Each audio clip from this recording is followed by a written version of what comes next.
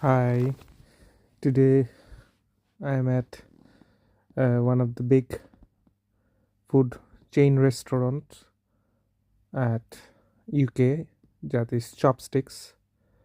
It's a Chinese sort of restaurant, as you can see, and it's a quite a big chain restaurant which is found in almost every city in UK, and there are lots of uh, branches of Chopsticks in every city.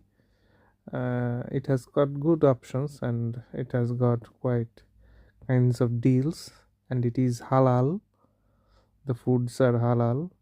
The system of chopstick is that you have to take two toppings, three toppings, and four toppings. Apart from the toppings, they will give you complimentary rice or noodles, as you can see. And from here, you can see the toppings, the chicken toppings, such as beef teriyaki, barbecue chicken, sweet and sour chicken,